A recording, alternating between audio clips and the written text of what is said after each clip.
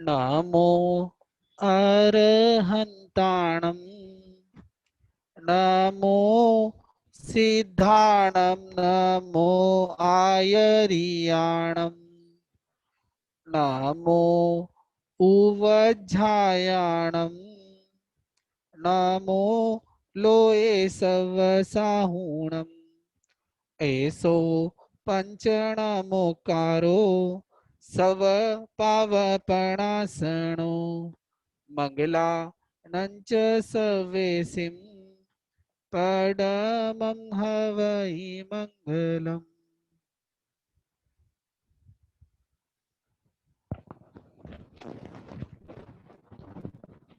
जय जिनेन्द्र। कर्म प्रकृति को समझ रहे हैं। भगवान ने भगवती सूत्र में और प्रज्ञापना सूत्र में कर्म बंध के उदय के फल भोग के कारण बताए कि जीव अगर इन फल और भोग के कारण को समझ लेगा, इनको जान लेगा, तो उसके लिए संसार में रहना इजी हो जाएगा। मतलब वो जल्दी से जल्दी अपने आप को निर्लिप्त कर कर मोक्ष की ओर बढ़ेगा। और एक दिन ऐसा आएगा कि वो केवल ज्ञान केवल दर्शन प्राप्त कर कर कहाँ चला जाएगा, सिद्ध गति को प्राप्त कर लेगा, मोक्ष को प्राप्त कर लेगा और अनंत काल का क्या प्राप्त कर लेगा, सुख उसको मिल जाएगा। तो उसी क्रम में हम आगे बढ़ रहे हैं कि हमने अभी तक जो कर्म देखे समझे कि ज्ञानावरणी दर्शनावरणी, ज्ञानावरणी हमारे ज्ञान का आवरण करता है, दर्शनावरणी हमारे दर्शन का आवरण करता है, वेदनी हमारे अव्यवक सुख का आवरण करता है, मोहनी अनंत चारित्र का, अक्षय स्थिति का, आयुष्य। अब नाम कर्म कि जो नाम कर्म है,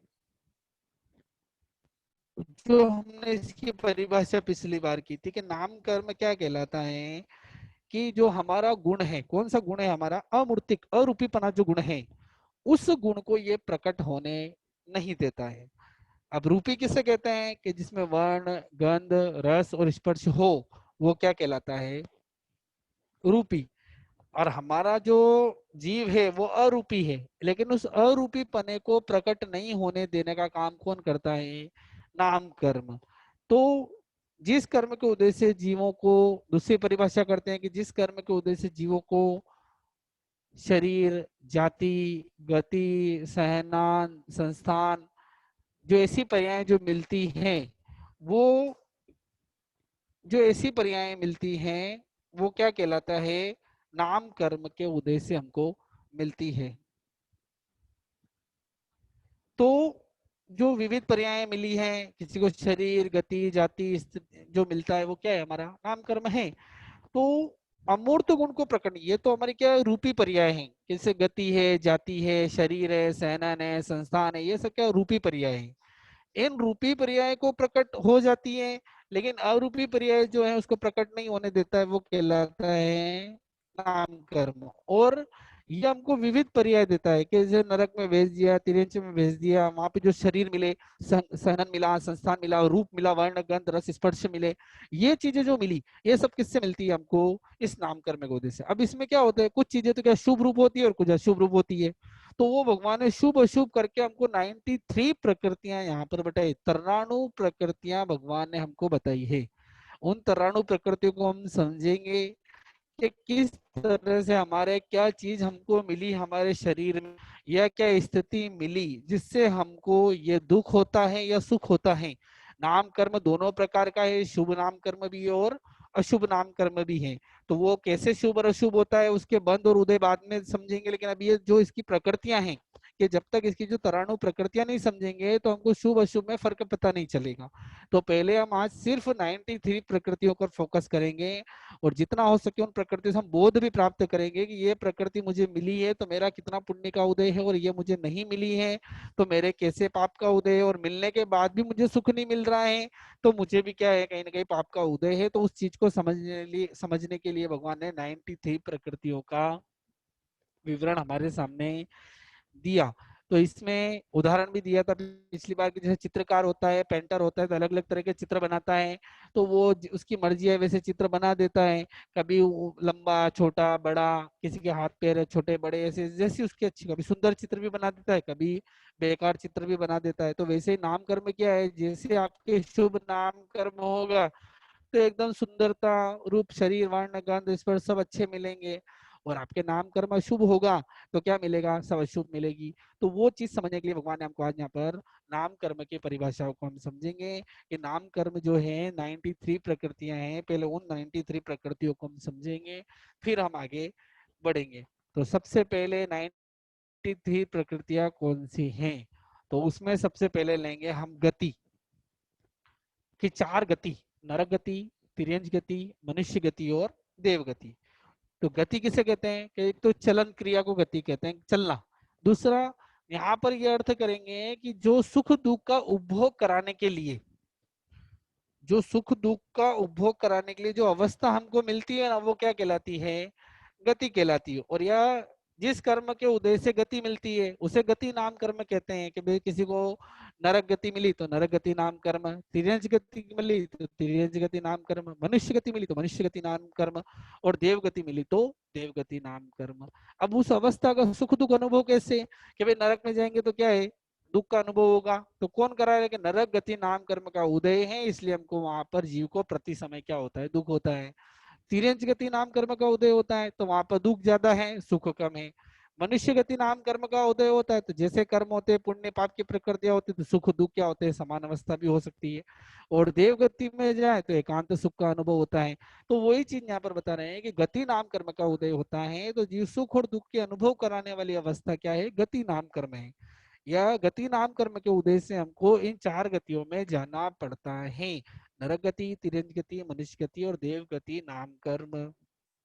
फिर दूसरी प्रकृति बताई कि जाति। जाति कितनी है कि 5, एकेंद्रीय, बहेंद्रीय, तेंद्रीय, चौरेंद्रीय और पंचेंद्रीय। जाति नाम कर्म के उदय से जो जाति मिलती है, अब जाति नाम कर्म क्या, जाति एक कहते हैं, समूह को भी जाति कहते हैं। जैसे हमारी जैन जाति है, अन्य अन्य जो जातियां हैं ऐसे, तो ऐसे जो जाति नाम कर्म है कि समूह में होना। तो ऐसे एकेंद्रीय जाति नाम कर्म है कि सब एकेंद्रीय जीव है, चाहे वो पृथ्वी का है, अपका है, तेव का है, वायु का है, वनस्पति का है, सब क्या है, एकेंद्रीय है। तो वो एकेंद्रीय जाति नाम कर्म हो गया। फिर बेन्द्रीय जाति कर्म हो गया कि जैसे जू, लीक, ऐसी जो चीटियां हैं, ये सब क्या है, बेंद्री चीटियां थे, सॉरी तेंद्री में आती है। बेंद्री में लीक है, या जो धनोरिया होते हैं गेहूं के अंदर बढ़ जाते हैं, या पानी के अंदर जो अलसिया होता है, पानी के जो जीव है छोटे छोटे जो तैरते रहते हैं, तो वो सब क्या कहलाते हैं, बेंद्री जाति नाम कर्म। वो ऐसी गति का उदय, ऐसी जाति का उदय हुआ तो वो ऐसे हो गए। फिर तेंद्री जाति नाम कर्म, जिसके 3 इंद्रियां हों, चीटियां हुई, मकोड़े हुए, ये सब तेंद्री जाति नाम कर्म। फिर चौरेंद्री जाति नाम कर्म, ये 4 इंद्रियों वाले जो मच्छर, मक्खियां, पतंगे, लाइट के कीड़े हैं, जो ये सब क्या है, चौरेंद्री जाति नाम कर्म। पंचेंद्रिय में मनुष्य, तिर्यंश, ये सब क्या आते हैं, मनुष्य, तिर्यंश, नारकी, देवता, ये सब किसमें आ जाते हैं, गाय, भैंस, बकरियां, ये सब किसमें आ जाती है, पंचेंद्रिय नाम कर्म। तो वो जो उदय होता है, वो पंचेंद्रिय नाम कर्म का जो उदय हो रहा है, वो कहलाता है पंचेंद्रिय जाति नाम कर्म। ऐसे ही एकेंद्रीय भेद, मतलब जाति नाम कर्म का उदय होने से फिर अलग अलग भेद कर दिए, 5 हो जाएगी, एकेंद्रीय, बेंद्रीय, तेंद्रीय, चौंद्रीय, पंचेंद्रीय, 4 गति और 5 जाति। तो वो 5 क्या हो गया, इस तराणु प्रकृतियों के भेद में आएगा कि 5 प्रकार से हमको क्या मिल रही है, अलग अलग स्थितियां मिल रही है। फिर उसके बाद जाति के बाद शरीर, तो शरीर कितने हैं कि 5, औदारिक, वेकरी, आहारक, तेजस और कार्मण। तो शरीर नाम कर्म के उदय से, शरीर किसे कहते हैं, जो प्रतिक्षण क्षीण हो रहा है, प्रतिक्षण क्या हो रहा है, क्षीण हो रहा है, क्षय हो रहा है, वो कहलाता है शरीर। तो इस शरीर कितने प्रकार के, 5 प्रकार के, औदारिक, वेकरी, आहारक, तेजस और कार्मण। तो ये औदारिक शरीर क्यों मिला, कि औदारिक शरीर नाम कर्म के उदय से हमको क्या मिला, उदारिक शरीर मिला। अब उदारिक शरीर की विशेषता क्या है कि जिसमें हड्डी हो, मांस हो, खून हो, ये चीजें जिसके अंदर होती हैं वो क्या कहलाता है, उदारिक शरीर। और वैकृत शरीर के जिसको छोटा बड़ा रूप बनाया जाता है, जो देवता और नारिकियों को होता है, जिसमें हड्डी, मांस, खून आदि नहीं होते हैं, जो छोटा बनाया, बड़ा बनाया, देखने वाला बनाया, बिना देखने वाला बनाया, हवा में उड़ने वाला बनाया, पानी में तैरने वाला बनाया, जो अलग अलग तरह के विविध प्रकार के रूप जिस शरीर के द्वारा बनाए जा सकते हैं वो कहलाता है वैक्रिय शरीर। फिर उसके बाद आहरक शरीर नाम कर्म, कि जो शरीर 14 पूर्वीधारी लब्धि राज आहरक लब्धिधारी मुनिराज को 7वें गुण स्थान में प्राप्त होता है। ऐसे सिर्फ साधु को ही होता है, साध्वी को होता नहीं है। जो साधु भगवान को 14 पूर्वधारी जो है, जिनको आहारक लब्धि प्राप्त है, ऐसे साधु मुनिराज को जो शरीर प्राप्त होता है वो कहलाता है आहारक शरीर। आहारक शरीर का काम क्या, कि इसके 4 कारण से साधु क्या करते हैं, आहारक शरीर बनाते हैं। कि कोई उनका जो 14 पूर्व का ज्ञान है उसमें उनको क्या हो जावे, शंका हो जावे, उनको जब रिवीजन कर रहे हो, स्वाध्याय कर रहे हो और कोई शंका हो जावे कि यहाँ कुछ समझ में नहीं आ रहा है या कुछ गड़बड़ है, तो उस शंका का निवारण करने के लिए वो अपने शरीर में से एक हाथ का एक और पुतला बनाते हैं, एक और हाथ का, एक हाथ का शरीर बनाते हैं। वो शरीर स्फटिक मणि के समान होता है और वो जहाँ केवली भगवान होते हैं, तीर्थंकर भगवान होते हैं, वहां जाकर उनको वंदन नमस्कार करके अपने शंका का समाधान कर कर आ जाते हैं। आहारक शरीर, पहला कारण ये हो गया शंका का समाधान। दूसरा, कोई आके प्रश्न पूछे और उसका प्रश्न का उत्तर उनको नहीं आता हो, तो उस प्रश्न का उत्तर प्राप्त करने के लिए अपने शरीर में से एक हाथ का शरीर बनाते हैं और कहाँ भेजते हैं, तीर्थंकर या केवली के पास, और शंका का समाधान प्राप्त कर लेते हैं। तीसरा कारण है कि रिद्धि दर्शन, कि जब बैठे बैठे याद आ गया कि मेरे पास इतना बड़ा शरीर, इतना मेरा आहारक लब्धि है, तो मैं तीर्थंकरों की रिद्धि देख कर आऊं, तीर्थंकरों के दर्शन करके आऊं। मैंने कभी तीर्थंकरों को देखा नहीं, दर्शन किया नहीं, उनकी रिद्धि देखी नहीं, कैसे उनके महाप्रतिहार्य होते हैं, कैसे उनकी देवता वहां रहते हैं, समोसरण कैसा होता है, ये सब चीजें शंका होती है, मतलब वो उत्कंठा होती है जानने की। तो अपने हाथ से क्या बना लेते हैं, एक हाथ से शरीर बनाते हैं और जहाँ तीर्थंकर भगवान होते हैं वहां पर उनकी रिद्धि का दर्शन कर कर आते हैं। और ये फिर चौथा कारण, कि जहाँ रह रहे हैं वहां पर कोई विपदा आने वाली है, तो उस विपदा का निवारण के लिए कोई अकाल गिरने वाला है, कोई देवता प्रकोप करने वाला है, और कुछ भी ऐसी घटना, बाढ़ आने वाली है, जो ऐसी कोई घटना घटने वाली हो, तो दया के वश होकर अपने शरीर में से क्या करते हैं, शरीर निकालते हैं और आकाश में जाकर क्या करते हैं, घोषणा करते हैं कि जो जो लोग यहाँ से जाना चाहे वो चले जाए, क्योंकि यहाँ पर इस तरह से घटना, बाढ़ आने वाली है, भूकंप आने वाला है, या कोई देवता प्रकोप करने वाला है, या ऐसी कोई चीज घटना घटने वाली जिसमें बहुत मनुष्यों का, बहुत प्राणियों की हिंसा हो, और दया के वश वो क्या कर लेते हैं, ऐसी कोई चीज आरक शरीर बनाकर ऊपर आकाश में जाकर आकाशवाणी करते हैं। तो ये 4 कारण से ही आरक शरीर बनाते हैं, बाकी और कोई कारण अभी तक देखने में आया नहीं है। तो ये 4 कारणों से आरक शरीर बनाते हो, आरक शरीर, और ये सिर्फ 14 पूर्वधारी और जिसको आहारक लब्धि मिली हुई है उसको ही ये आहारक शरीर बनाने की क्षमता होती है, बाकी और किसी में क्षमता होती नहीं, और सिर्फ साधु को ही होता है, साध्वियों को होता नहीं है। फिर तेजस शरीर, जो हमारे शरीर में उष्मा, गर्मी, कांति देता है, वो क्या कहलाता है, या तेजो लेशिया फेंकने में या तेजो लब्धि प्राप्त होने में जो सहायता करता है वो है तेजस शरीर। फिर कर्मण शरीर, जो कर्मों का समूह है, सो कर्मों, शुभ अशुभ कर्मों का क्या करता है, समूह करता है, वो कहलाता है कर्मण शरीर। तो ये सब जो शरीर है, ये पांचों शरीर नाम कर्म के उदय से प्राप्त होते हैं, इसलिए उनको आरक शरीर, उदरिक शरीर नाम कर्म, वैकरी शरीर नाम कर्म, आहारक शरीर का नाम कर्म, तेजस शरीर नाम कर्म और कार्मण शरीर नाम कर्म इनको कहा जाता है। नाम कर्म के उदय से हमको ये चीजें मिलती है। तो हो गया 4 गति, 5 जाति, 5 शरीर और 5 बंधन। अब बंधन किसको कहते हैं, अब बंधन का यहाँ पे गया नहीं, पहले बंधन नहीं आएगा, सॉरी, शरीर के बाद आएगा अंगोपांग, अंग और उपांग। अब अंगोपांग का क्या अर्थ है, कि शरीर के जो मुख्य अवयव हैं, मुख्य शरीर जो हमारा है, जैसे कि हमारा हाथ है, पैर है, हमारा सीना है, छाती है, या पीठ है, या पैर है, ये सब हमारे क्या कहलाते हैं, मुख्य अंग कहलाते। हमारा मुंह है, ये सब क्या है, मुख्य अंग है। तो इन मुख्य अंग में से अलग अंग निकलना, अलग विभाग होना, जो अंग निकलते हैं वो क्या कहलाते हैं, अंग उपांग, यानी उपांग कहलाते हैं, अंगोपांग कहलाते हैं। जैसे हाथ की रेखाएं हुई हैं, उंगलियां हुई हैं, नाखून हुए हैं, बाल हुए हैं, कान हुए हैं, ये सब क्या कहलाते हैं, अंगोपांग कहलाते हैं। तो जो ऐसे अंगोपांग है कि उदारिक शरीर से जो अंग निकले हुए हैं वो उदारिक अंगोपांग, वेकरी शरीर वाले के जो हाथ, कान या हाथ की रेखाएं या कान है या उंगलियां निकली हुई है, नाखून है, तो ये वेकरी अंगोपांग हो गया। और आरक शरीर वाला जो पुतला बना तो सेम अपने जैसा ही बना, तो उसके भी हाथ पैर उंगलियां सब होती है, तो वो आरक अंगोपांग होते हैं। तो इसलिए यहाँ पर क्या तीन अंगोपांग गए, उदारिक अंगोपांग, वेकरी अंगोपांग और आहारक अंगोपांग। अंगोपांग का मतलब तो समझ में आ गया ना, कि मूल अंग से जो चीजें निकली हुई है, थोड़ी बाहर निकली है, वो कहलाती है उपांग। और अंग और उपांग मिलकर क्या मिलते हैं, अंग उपांग, अंगोपांग उनको कहते हैं। तो ऐसे तीन है, उदारिक वेकरी और। अच्छा, तेजस और कार्बन की क्यों नहीं है, क्योंकि तेजस और कार्बन शरीर का कोई स्वतंत्र आकार नहीं होता है, कोई स्वतंत्र उनका रूप होता नहीं है। जैसे अपन देखें ना, पानी का क्या आकार है, कि कुछ आकार नहीं है, उसको जिस बर्तन में डालेंगे वैसा, चौरस बर्तन में डालेंगे तो चौरस हो जाएगा, गोल में डालेंगे गोल हो जाएंगे, लंबे डंडे में डालेंगे तो लंबा हो जाएगा, पाइप में डालेंगे तो पाइप जैसा हो जाएगा। ऐसे शरीर उस पानी का कोई विशेष आकार हमको अभी वर्तमान में सामने दिखाई नहीं पड़ता है। तो वैसे ही, वैसे भगवान ने तो उसका संस्थान बताया ही है, लेकिन हम यहाँ प्रत्यक्ष में देखते तो हमको कुछ दिखाई देता नहीं है। तो वैसे ही तेजस और कार्बन का कोई विशेष आकार एक औदारिक में गया तो होगा औदारिक के जैसा हो जाएगा, वेकरी में जाए तो वेकरी के जैसा, आरक में जाए तो आरक के जैसा, उसका कोई अंगोपांग बना नहीं है, क्योंकि स्वतंत्र शरीर नहीं होने के कारण उसके अंगोपांग होते नहीं है। जैसे पानी है वैसे ही, ये पानी का स्वतंत्र कोई स्वरूप नहीं है, जैसे बर्तन में डालेंगे वैसा वो रूप ले लेगा।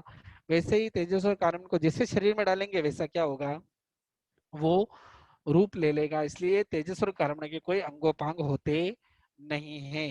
तो हो गया तीन अंगोपांग, चार गति, पांच जाति, पांच शरीर और तीन अंगोपांग। अब उसके बाद आता है बंधन। अब बंधन क्या होता है कि नए नए पुद्गलों को ग्रहण करना, यानी बांधना। हमारा शरीर, हमारा जीव हर समय नए नए पुद्गलों को क्या कर रहा है, ग्रहण कर रहा है। कभी औदारिक क्या करता है, जैसे औदारिक आदि पुद्गलों को हर समय क्या कर रहा है जीव, हर समय औदारिक नाम कर्म के कारण हर शरीर में जीव क्या कर रहा है, ग्रहण करता ही जा रहा है, हर पुद्गलों को ग्रहण करता है, उसको परिणाम आता है, वो कहलाता है बंधन नाम कर्म। जैसे औदारिक शरीर के ये भी पांच प्रकार का है, कि जैसे औदारिक शरीर के पुद्गलों को ग्रहण किया तो औदारिक बंधन नाम कर्म, वेकरी के किया तो वेकरी बंधन नाम कर्म, के वेकरी के पुद्गलों को ग्रहण कर, हर समय कुछ ना कुछ पुद्गल तो हम ग्रहण कर ही रहे हैं ना, तो हमारा शरीर चले ही नहीं। हर समय कुछ ना कुछ औदारिक के पुद्गल ग्रहण कर, जैसे हमको खाते हुए दिखाई देते हैं हम, कि जो हम खा रहे हैं खाना वो भी औदारिक के पुद्गल हैं, हम जो यूज कर रहे हैं चीजें वो भी सब औदारिक के पुद्गल हैं। तो ऐसे वेकरी शरीर वाले वेकरी के पुद्गलों को ग्रहण कर रहे हैं, आहारक वाले आहारक के पुद्गलों को ग्रहण कर रहे हैं, तेजस वाले तेजस वर्गणा के पुद्गलों को ग्रहण कर रहे हैं, और कार्बन शरीर वाले कार्बन वर्गणा के पुद्गल ग्रहण कर रहे हैं। मैंने जब पहली बार जब कार्य प्रकृति चालू हुई थी तो मैंने वर्गणाओं का वर्णन किया था, उदारिक वेगरी आरक तेजस कारण, ये सब वर्गणाएं मैंने बताई थी। उसमें स्वच्छुश्वास था, मन वचन और काया था, तो ऐसी कई सारी वर्गणाएं मैंने बताई थी। तो ऐसे ही वर्गणाओं को ग्रहण करना, वो क्या है, उसको बांधना, कि जो मैंने ग्रहण किया उसको मैं, जो जो मुझे चाहिए वो सब मुझे क्या करना है, ग्रहण करना है। बस ग्रहण करते ना, हर समय जीव उदारी के वेकरी के आरक के तेजस के कार्बन के पुद्गलों को क्या कर रहा है, ग्रहण कर रहा है। भाई मेरा उदारिक शरीर है तो मैं उदारिक के पुद्गलों को ग्रहण करूंगा, तेजस कार्बन है तो तेजस कार्बन को ग्रहण कर रहा हूँ, वेकरी शरीर वाला देवता और नारकी है तो वो वेकरी शरीर के पुद्गलों को ग्रहण कर रहे हैं। आरक शरीर वाले जो जब आरक शरीर बनाएंगे, वो पुतला बनाएंगे, वो शरीर बनाएंगे तो आरक के पुद्गलों को ग्रहण करेंगे। तो वो बंधन करना, वो बांधना क्या कहलाता है, ये पांच प्रकार का उदारिक वेकरी आरक तेजस और कार्बन बंधन नाम कर्म कहलाता है। फिर छठा है संघात, कि संघात नाम कर्म। अब संघात क्या कहलाता है, कि इकट्ठा करना। अब उसने ग्रहण तो कर लिया, लेकिन उसको इकट्ठा करके अलग अलग उसको व्यवस्थित बिखरे हुए, मैंने सब जब ग्रहण किया ना तो सब एक साथ में अलग अलग ग्रहण कर लिया, लेकिन उसको इकट्ठा करके व्यवस्थित पुद्गलों को इकट्ठा करना, उसको जमा करना। जैसे कि एक कमरे में बहुत सारे क्या पेन बिखरे हुए हैं, बहुत सारी चीजें बिखरी हो, तो उसको मैं क्या करूंगा, कि अलग अलग पेन है तो पेन के बॉक्स में, पेंसिल है तो पेंसिल के बॉक्स में, रबड़ है तो रबड़ के बॉक्स में, अलग अलग चीजें हैं तो अलग अलग बॉक्स में क्या करूंगा मैं, जमाना। तो जमाने का काम कौन करता है, संघात। ये भी पांच प्रकार का उदारिक वेकरी आरक तेजस्वी कर्म। क्योंकि जैसे पुद्गल ग्रहण करेगा, जैसे बंधन उसने किया, जैसा उसने ग्रहण किया, अब ग्रहण करने के बाद उसने ग्रहण कर लिया, उसने देखा नहीं कि मुझे क्या करना है, क्या किस तरह से लेना, उसने एक साथ में क्या कर लिया, ग्रहण कर लिया। अब ग्रहण करने के बाद उसको व्यवस्थित इकट्ठा करना, व्यवस्थित उसको जमाना, वो काम कौन करता है, संघात नाम कर्म करता है तो वो इकट्ठा करना ही संघात नाम कर्म है। बिखरे हुए पुद्गलों को शरीर की रचना के अनुसार के हमारे बिखरे हुए पुद्गल ग्रहण कर लेते हैं, जैसे मैंने कान के या स्वच्छ वर्गणा के या तेजस वर्गणा के कार्बन ग्रहण किए, तो ये उसको क्या करता है, जिससे शरीर की रचना है उस शरीर की रचना के अनुसार क्या कर देता है, उसको वहां पर इकट्ठा करके वहां पर जमा देता है, वो काम कहलाता है। जैसे शरीर की जिसकी रचना हो, जैसे पुद्गल जिसने ग्रहण, बड़ा शरीर वाला को तो बड़े पुद्गल ग्रहण करेगा, छोटे शरीर वाला को छोटे पुद्गल ग्रहण करेगा। तो जिसका शरीर होगा वैसी उसकी रचना के अनुसार ये संघात नामकरण उसको वहां पर जमा देगा, वो कहलाएगा संघात नामकरण। दोनों में ज्यादा अंतर नहीं है बंधन और संघात में। बंधन में ग्रहण करना है और संघात में उसको व्यवस्थित जमा देना है, उसको संघात नाम कर्म कहते हैं। और ये भी 5 प्रकार का है। कौन सा? उदारिक संघात नाम कर्म, वेकरी, आरक, तेजस और कारमाणा। फिर उसके बाद आएगा सहनन, हड्डियों की रचना। जो हड्डियों की शरीर के अंदर की जो मजबूती है वो क्या कहलाती है? सहनन कहलाती है। हड्डियों की शरीर के अंदर की जो रचना है वो क्या है? सहनन है। अब सहनन कितने प्रकार के? कि 6 प्रकार के। कौन से? कि वज्र, ऋषभ, नाराज, सहनन। पहला कि वज्र, ऋषभ, नाराज, सहनन। अब वज्र किसे कहते हैं? खिल्ली को, लोहे की खिल्ली को। ऋषभ यानी एक पट्टा, जो अपने चोट लग जाती है फिर पट्टा बांधते हैं ना, वो पट्टा। फिर नाराज यानी मरकट बंध। मरकट बंध का होता है कि इस तरह से ये बोलाता है मरकट बंध। तो वज्र, ऋषभ, नाराज, सहनन जो होता है वो क्या होता है कि जिस प्रकार ये मरकट बंद है और इसके ऊपर क्या लगा हुआ है? एक पट्टा लगा हुआ है और उस पट्टे के ऊपर वज्र नामक क्या है? खील लगी हुई। इतना मजबूत जो होता है वो क्या कहलाता है? वज्र, ऋषभ, नारद। ये हड्डियों की रचना ही ऐसी है हमारे अंदर। जैसे तीर्थंकरों को होता है, चक्रवर्ती को होता है, बलदेव को होता है, वासुदेव को होता है। तो ये वज्र, ऋषभ, नारद सनन होता है एकदम विशेष। जितने भी केवली हैं और जितने भी केवली हुए हैं और जो भी सिद्ध भगवान हुए हैं, सबके क्या कौन सा सनन था? वज्र, ऋषभ, नाराज, सेना। इतना मतलब इतना कट्टा बंधा हुआ है, पट्टा बंधा हुआ है और उस पर क्या है?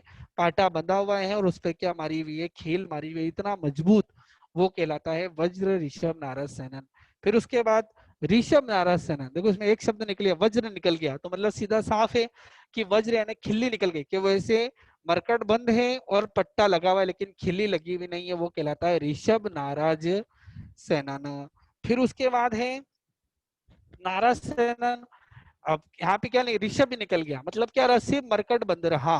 बस इस तरह से हड्डियां एक दूसरे से जुड़ी हुई हैं, सिर्फ दोनों छोड़ा दोनों बाजुओं से जुड़े हुए हैं, वो कहलाता है नाराज सहनन। फिर उसके बाद अर्ध नाराज सहनन। अब यहाँ पहले पूरा दोनों तरफ से क्या था? मरकट बंद था, लेकिन अब क्या हो, एक हड्डी सीधी है, दूसरी हड्डी ने उसको क्या किया हुआ है? मरकट बंद से बांधा हुआ है। एक तो सीधा है लेकिन दूसरे ने क्या कर रखा है? इस तरह से मरकट बंद से बांधा हुआ है, वो कहलाती है अर्ध नाराज सेनन। इससे मतलब जो जो घट रहा है ना, वैसे वैसे उसकी मजबूती भी क्या हो रही है? वज्र नारायण सबसे मजबूत, ऋषभ नारायण उससे कमजोर, नाराज उससे कमजोर, अर्ध नारायण सेनन उससे कमजोर होता है। फिर किली का सेनन के 2 हड्डियां रखी हुई और सिर्फ एक किली लगाई हुई है, एक सामान्य तरीके से, उसमें वो पट्टा भी हट गया, मरकट बंद भी सब हट गए, सिर्फ एक किली लगाई हुई, वो क्या कहलाता है? नाराज सेनन। फिर लास्ट वाला है सेवार्थक सेनन। सेवार्थक का अर्थ होता है सेवा, सेवा रित, मतलब सेवार्थ यानी सेवाति व्याप, मतलब हमेशा इस जिसके सेनन होता है ना उसको बार बार सेवा की जरूरत पड़ती है। ऐसे सिर्फ हड्डियां क्या है? ऐसे बस एक दूसरे से जुड़ी हुई होती है। हमारा एक्सरे आता है ना, तो हम देखते हैं ना हमारे हड्डियां सिर्फ क्या एक दूसरे से जुड़ी हुई है, वो कौन सा सेनन है? सेवार्थक सेनन। इसको बार बार सेवा की जरूरत, इसको मालिश करनी पड़ती है, तेल लगाना पड़ता है, हाइड्रोक्स लगाना पड़े, माम लगाना पड़े, मलम लगाना पड़े, वो कौन सा सेनन है?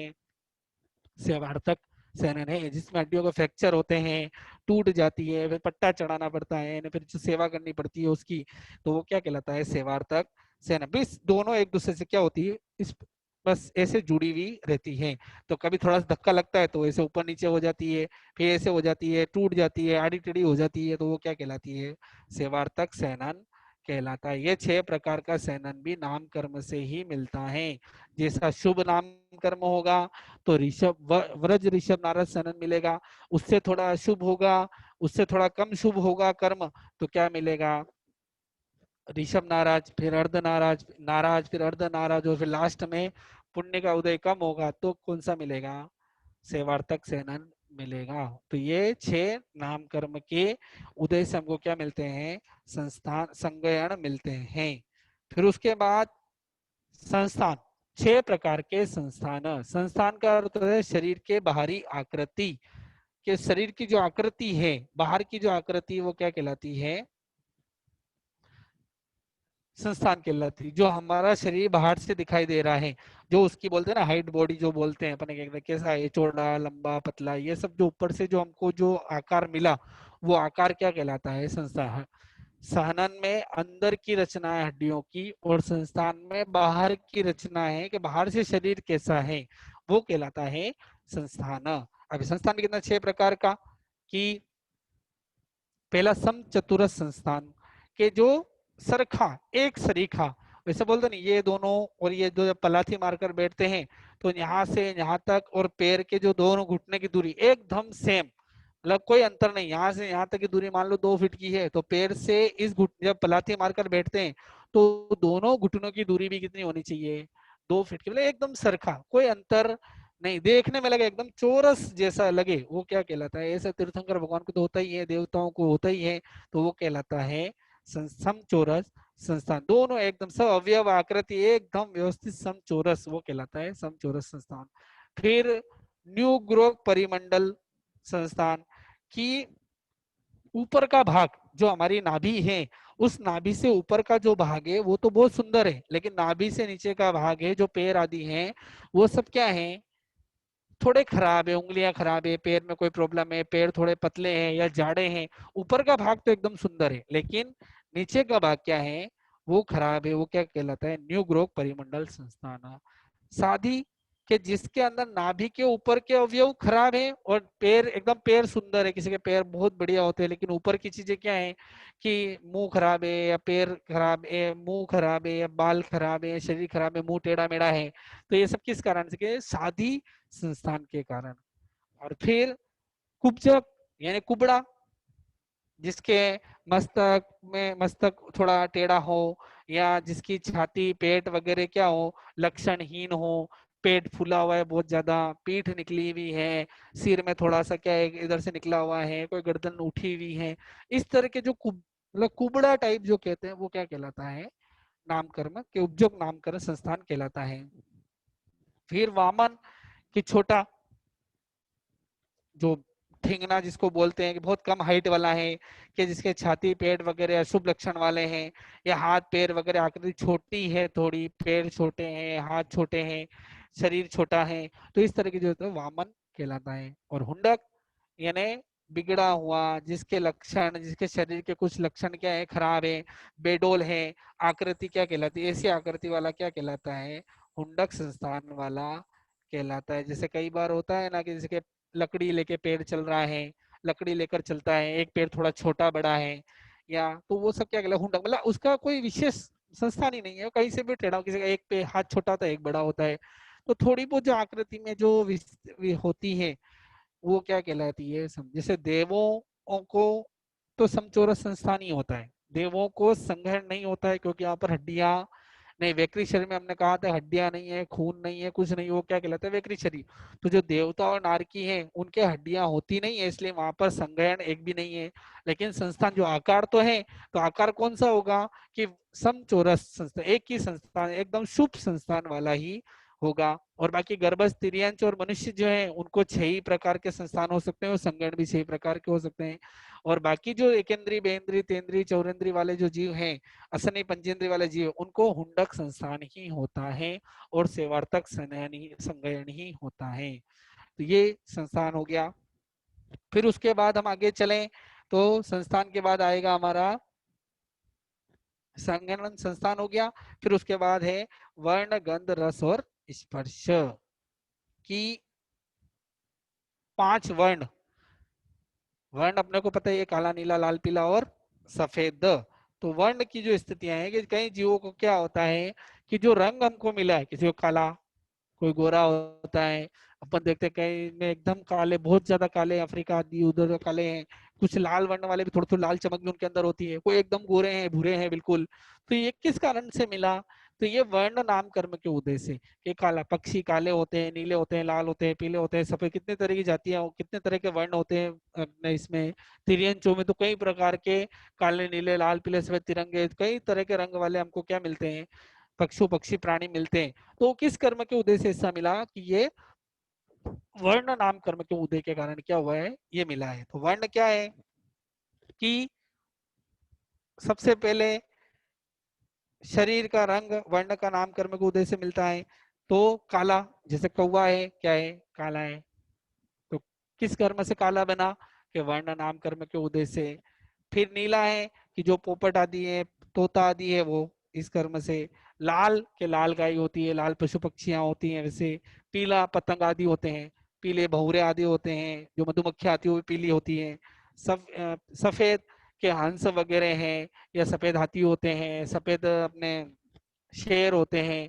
ये ऐसे जो भी सफेद जानवर हैं, या मनुष्य कोई सफेद होता है, देखते हो किसी का शरीर पूरा क्या होता है, व्हाइट व्हाइट होता है, वो जो बीमारी है।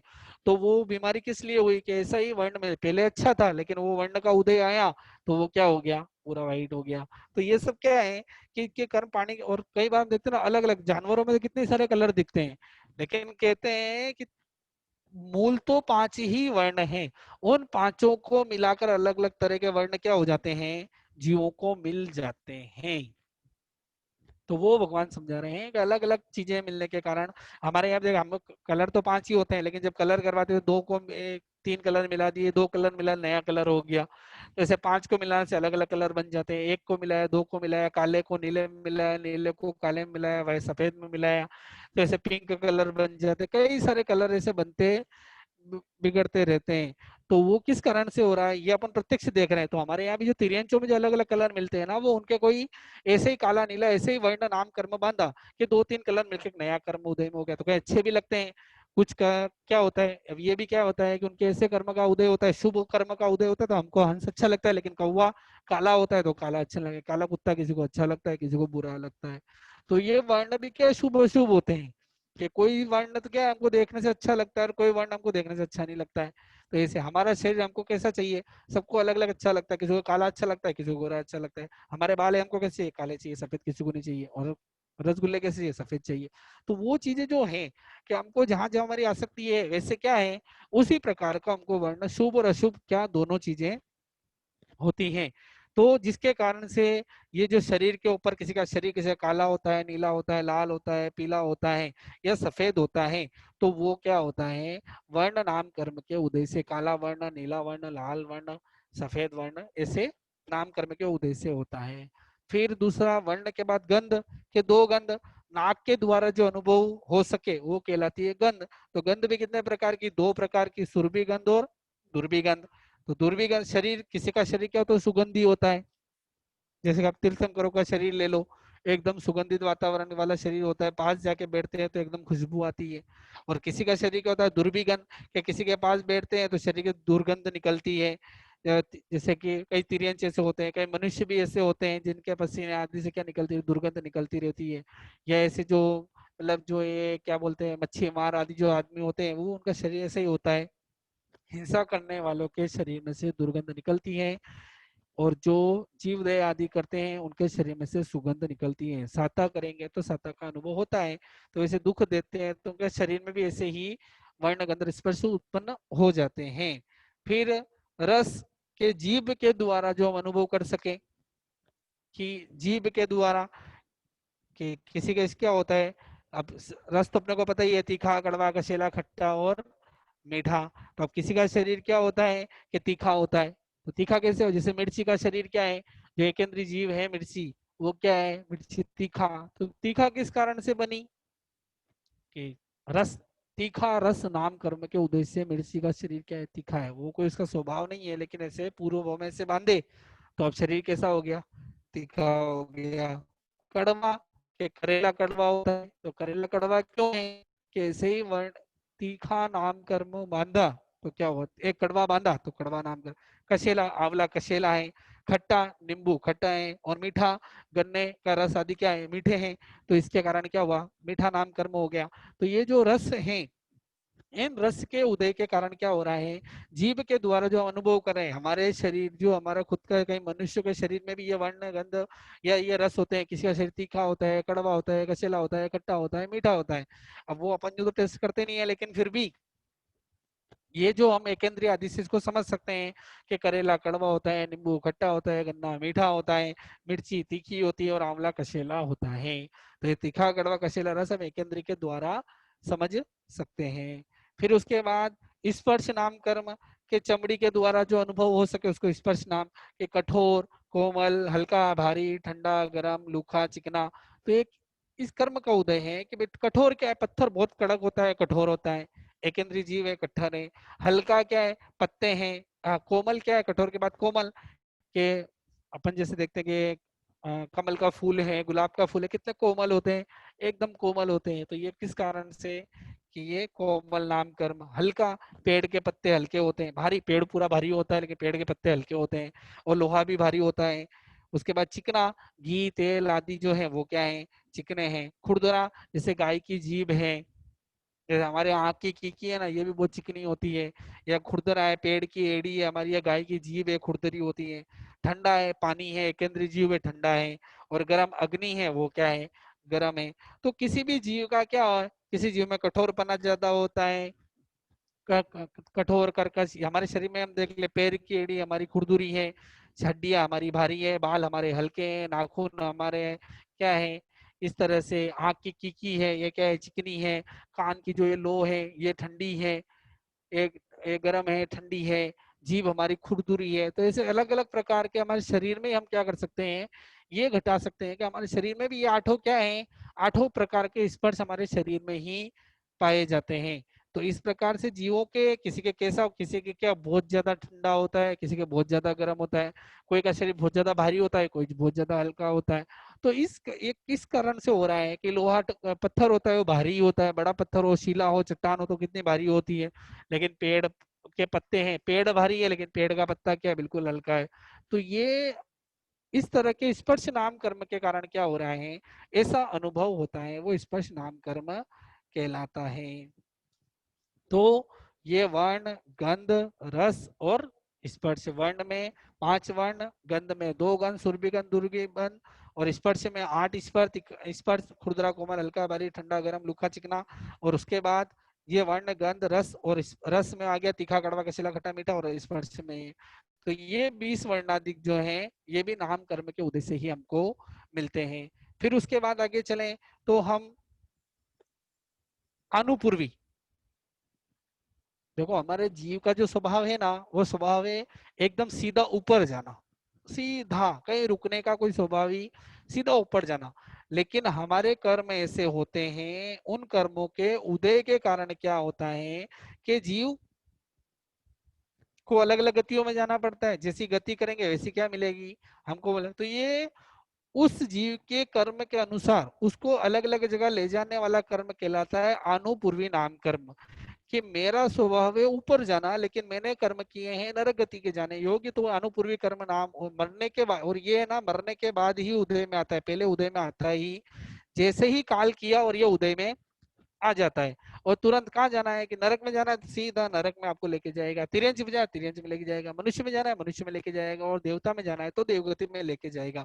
सिद्धों के आता ही नहीं है, क्योंकि जो सीधा ही कोई जीव का मूल स्वभाव है ऊपर जाना।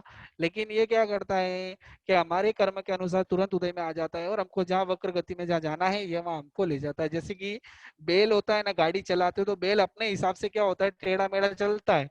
लेकिन जो उसके ऊपर जो सवार बैठा हुआ है, उसमें जो डोरी बांधी हुई है, वो डोरी से क्या करता है, खींचता है, उसको इशारा करता है कि राइट जाना है कि लेफ्ट जाना है।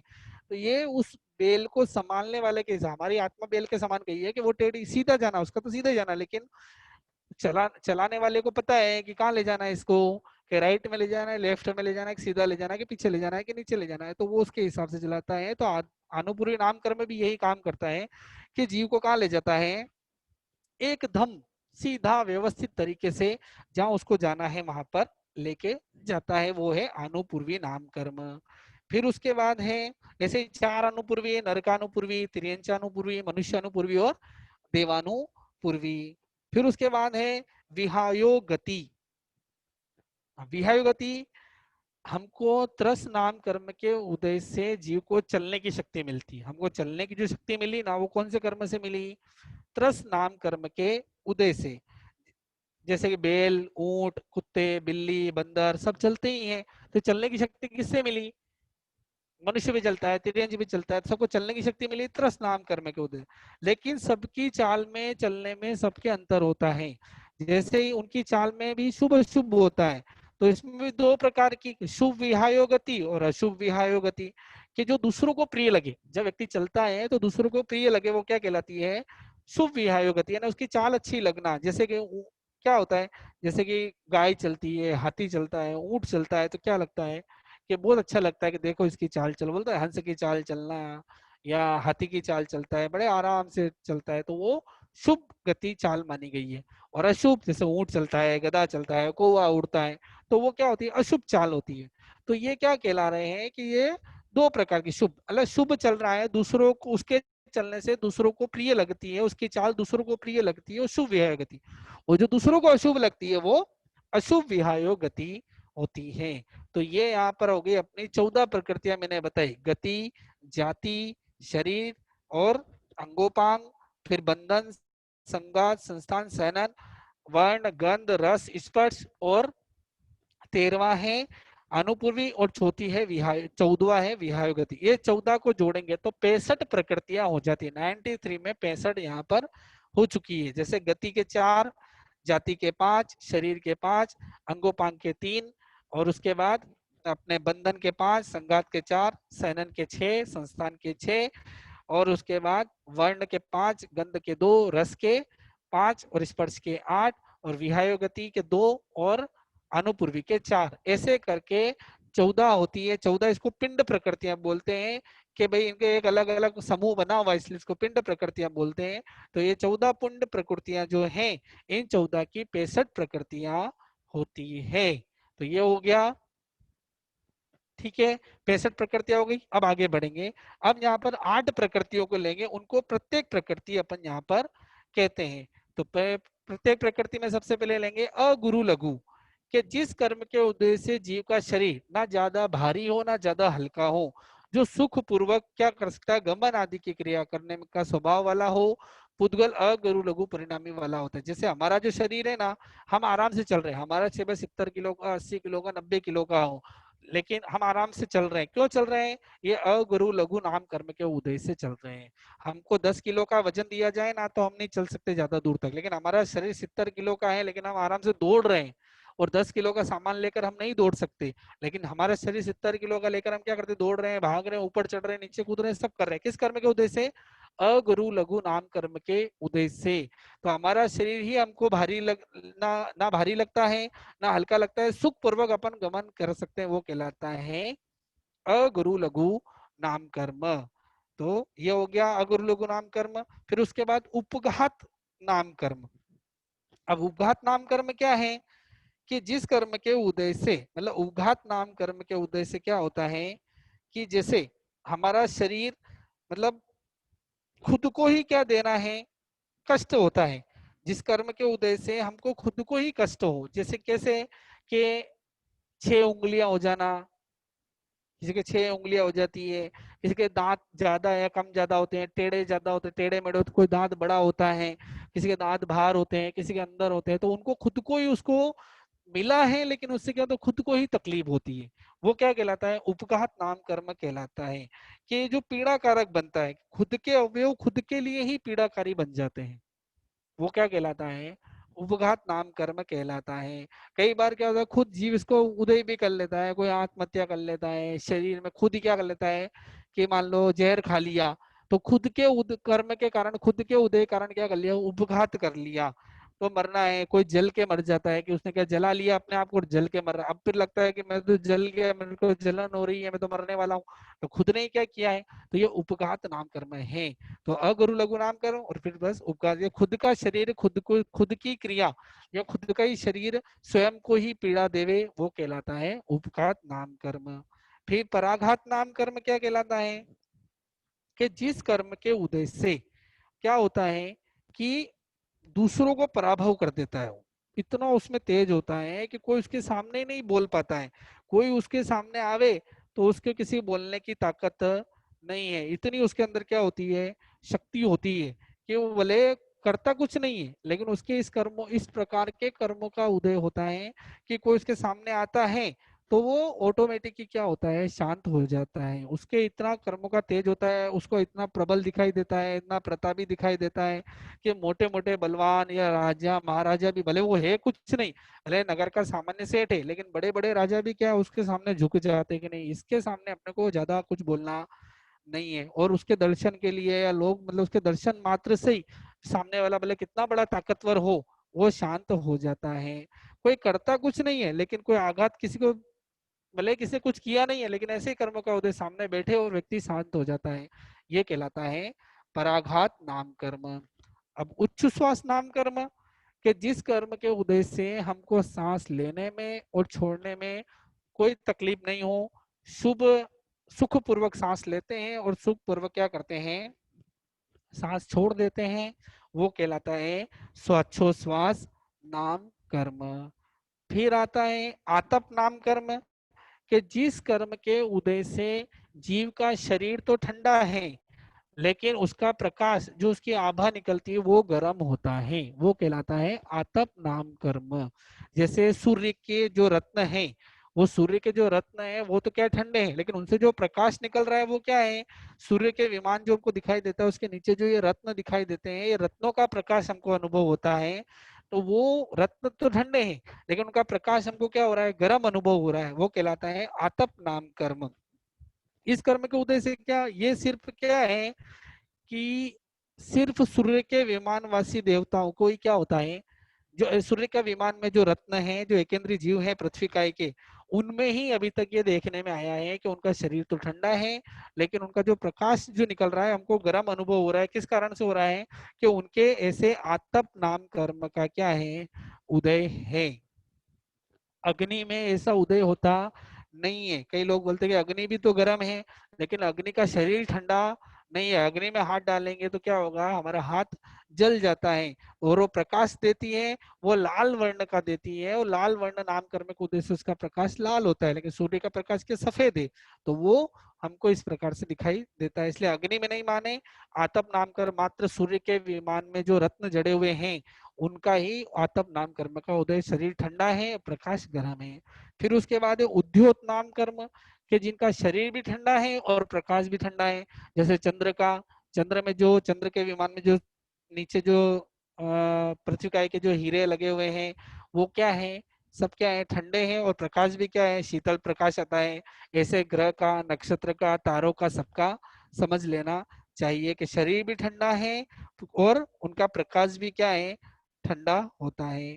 फिर उसके बाद है निर्माण नाम कर्म, के जिस कर्म के उदय से, ये कर्म सुधार के अनुसार कहलाता है, कि जिस कर्म के उदय से क्या होता है कि जो चीज जहां बिठानी है वहां बिठाता है। जैसे कि आंख की जगह आंख, नाक की जगह नाक, कान की जगह नाक, और दांत की जगह दांत। तो अगर ये उल्टा सीधा बैठ जाए तो कैसा लगे, पूरा विकृत रूप हो जाता है। तो ये निर्माण नाम कर्म क्या करता है कि जो अच्छा लगता है, जो उसको जहां बिठाना है उसको वहां क्या एक व्यवस्थित तरीके से उसको बिठाना क्या काम करता है, निर्माण नाम कर्म। कि एक सुतार की तरह है कि उसने अपने व्यक्तियों को सब सामान लाने का तो बोल दिया है, लेकिन उसको कहा कैसे क्या जमाना है वो काम कौन करता है, निर्माण नाम कर्म करता है।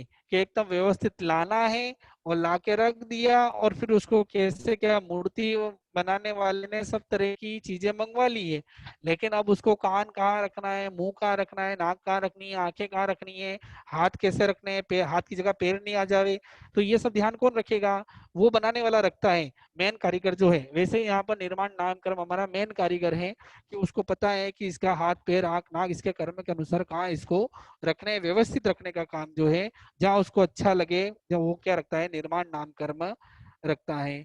फिर उसके बाद है तीर्थंकर नाम कर्म। ये तो अपने को पता ही है, तीर्थंकर तो क्या होते हैं, विशेष लब्धिधारी, 8 महाप्रतिहार्य के धारक, और इतने ऊंचे तीर्थंकर नाम गोत्र का बंद करके जो जीव आता है वो क्या कहलाता है, तीर्थंकर नाम कर्म होता है। जो भाई अनंत ज्ञान अनंत दर्शन भाई और आभ्यंतर व्यवहार से क्या है, एकदम सुशोभित हैं, जो तीन भुवन के ना तीन लोक के जो स्वामी हैं, पूजनी हैं, ऐसे तीर्थंकर नाम कर्म का उदय होता है। जब जाके क्या होता है, जीव तीर्थंकर बनता है। तीर्थंकर नाम कर्म का उदय कब होता है? 13वें गुण स्थान में पूर्ण रूप से तीर्थंकर नाम कर्म का उदय हो जाता है। कुछ अंश में पहले भी होता है, लेकिन तीर्थंकर नाम कर्म का उदय पूर्ण रूप से 13वें गुण स्थान में होता है। सबसे ऊंची प्रकृति है ये तीर्थंकर नाम कर्म की। फिर उसके बाद है, ये हो गया हमारा यहाँ पर 65 और 8, ये कौन सी? अगुरु लघु, उपघात, पराघात, उच्छ्वास, आतप, उद्योत और निर्माण और तीर्थंकर, ये 8 प्रकृतियां हो गई है हमारी। कौन सी? ये प्रत्येक की इसको 8 प्रकृतियां हम यहाँ पर बोलते हैं। तो ये हो गया हमारा 65 और 8, 73। अब 20 प्रकृतियां गिनेंगे हम त्रस दशक की और स्थावर दशक की। तो 20 प्रकृतियां कौन सी हैं? कि जिस कर्म के उदय से जीव को त्रस त्रस नाम कर्म के उदय से जीव को, जैसे बेंद्री, तेंद्री, चौरेंद्र, पंचेंद्री जो जीव हैं वो कहलाती है। त्रस नाम कर्म के उदय से हमको त्रस, बेंद्री, तेंद्री, चौरेंद्री, त्रस या चलना मिले। और इसका अपोजिट स्थावर, कि जिस कर्म के उदय से जीव को स्थिर रहना हुए, एक जगह उसको क्या करना पड़े? रहना पड़े, वो स्थावर नाम कर्म कहलाता है। त्रस और स्थावर।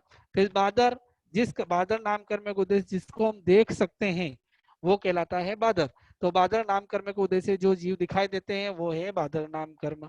और सूक्ष्म नाम कर्म, के जिस असंख्यात पुद्गलों को ग्रहण करने के बाद भी वो जीव दिखाई नहीं देते हैं, जैसे सूक्ष्म जीव, पृथ्वीकाय, अपकाय, सूक्ष्म पृथ्वीकाय, अपकाय, तेवकाय, वायुकाय, वनस्पतिकाय, ये सूक्ष्म जीव इतने असंख्यात पुद्गलों को ग्रहण करके बैठे लेकिन फिर भी दिखाई नहीं देते। तो क्या कारण है कि यही। और एक और दूसरा जीव है एकेंद्रीय जीव, जो पृथ्वी का आपका जीव है, असंख्यात लोग ग्रहण कर पुद्गलों को ग्रहण करके बैठा है लेकिन हमको दिख ही रहा है। तो ऐसे जो दिख सकता है वो बादर, जो नहीं दिख सकता है वो सूक्ष्म। लेकिन ऐसी भी एकांत परिभाषा नहीं करनी, क्योंकि हमको वायु का ही दिखाई नहीं देता है तो उसको सूक्ष्म नहीं मानना। उसको हम अनुभव कर सकते हैं कि जिसके हमको ठंडी गर्मी हवा चलती है तो हम उसको अनुभव कर सकते हैं, तो इसलिए वो भी रूपी है, बादर ही है। इसके अलावा जो हमको दिखाई नहीं दे रहा है, अनुभव नहीं हो रहा है, वो सूक्ष्म है। तो त्रस हो गया चलने वाला, त्रस नाम कर्म से स्थावर, एक जगह स्थिर रहना, एक केंद्रीय आदि। और बादर और सूक्ष्म। और पर्याप्त अपर्याप्त, कि जो जिस जीव को, पर्याप्त अपर्याप्त की परिभाषा कर लेते हैं आज, कि जिस जीव को जितनी पर्याप्तियां मिलने की होती हैं, जो 6 पर्याप्तियां हैं, उदार आहार, शरीर, इंद्रिय, श्वासोच्छ्वास, भाषा और मन, ये 6 पर्याप्तियां, इसमें से जिस जीव को जितनी पर्याप्तियां मिलने की होती है उतनी उसको मिल गई तो वो कहलाता है पर्याप्त। और जिस जीव को जितनी पर्याप्तियां मिलने की होती है लेकिन उतनी नहीं मिलती है तो वो कहलाता है अपर्याप्त। तो बेइंद्रिय अपर्याप्त हुआ, क्या पर्याप्त हुआ? कई लोग बोलते हैं कि भाई बेंद्र में क्या है कि भाई 6 पर्याप्त नहीं है इसलिए वो क्या अपर्याप्त है। ऐसा नहीं है, उस जीव को उतनी ही मिलनी थी इसलिए वो हो गया पर्याप्त। इसलिए सीधा कि जिस जीव को जितनी मिलने की है, पंचेंद्रिय है तो 5 या 6, सन्नी पंचेंद्रिय है तो 6 मिलेगी, असन्नी पंचेंद्रिय तो 5 मिलेगी, बेन्द्रिय, तेन्द्रिय, चौरेंद्रिय है तो 5 मिलेगी, एकेंद्रिय तो 3 4 मिलेगी। तो ऐसे जिस जीव को जितनी मिलने की होती उतनी मिल गई तो पर्याप्त, और नहीं मिलने की थी लेकिन नहीं मिली तो वो क्या है? अपर्याप्त कहलाता है। तो ऐसे पर्याप्त नाम कर्म और अपर्याप्त नाम कर्म, तो ऐसे ये जी हो गया पर्याप्त। आज इतना ही रखते हैं, अभी और बाकी है, इसको फिर अगली बार हम करेंगे। इसके साथ में जो 6 पर्याप्त हमने अभी तक किया है कि त्रस और स्थावर, बादर और सूक्ष्म, पर्याप्त और 6 पर्याप्त 6 हो गया है। आगे की जो और बची है 14 वो अगले सेशन में करेंगे, समय कम है अब। और इसके बाद जी साथ में पिछली बार, लास्ट बार जो हम लेंगे उसमें हम लेंगे नाम कर्म के जो बंध और भोग के कारण है, कितने प्रकार से बनता है और कितने प्रकार से हमारे उदय में आता है। बहुत जरूरी है समझना, क्योंकि नाम कर्म हमको प्रत्यक्ष में दिखाई देता है हमारे शरीर के ऊपर ही। इसके जैसा अनुभव तो हम कर ही नहीं सकते हैं शुभ अशुभ में हमारी पुण्यवानी को तोलने के लिए, या हमारे जो खुद के ऊपर हम सोचे कि मेरे शुभ नाम कर्म का उदय है या शुभ नाम कर्म का उदय है, हम सोच ही नहीं सकते हैं। लेकिन हम देख सकते हैं कि भाई मेरे ये चीज मुझे कम मिली है तो मुझे अशुभ नाम कर्म का उदय, और ज्यादा मिली है तो शुभ नाम कर्म का उदय। कौन कौन सी प्रकृतियां शुभ है, कौन सी अशुभ है, वो भी मैं अगले सेशन में आपको बताऊंगा। तो सुनने का लक्ष्य रखें। अब किसी को कोई प्रश्न हो तो वो पूछ सकते हैं। किसी का कोई प्रश्न हो तो वो पूछ सकते हैं।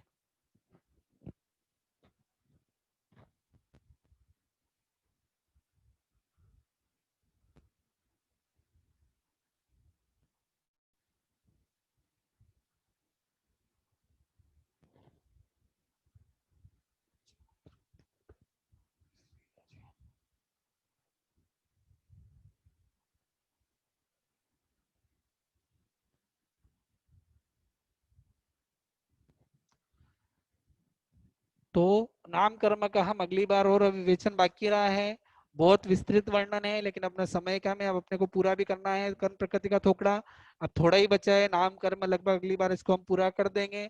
जितना सुना है समझा है नाम कर्म के बारे में, उतना खुद अपन खुद चिंतन करेंगे ना, तो हमको खुद का पता चल जाएगा कि हमारे शुभ नाम कर्म का उदय है या अशुभ नाम कर्म का उदय है।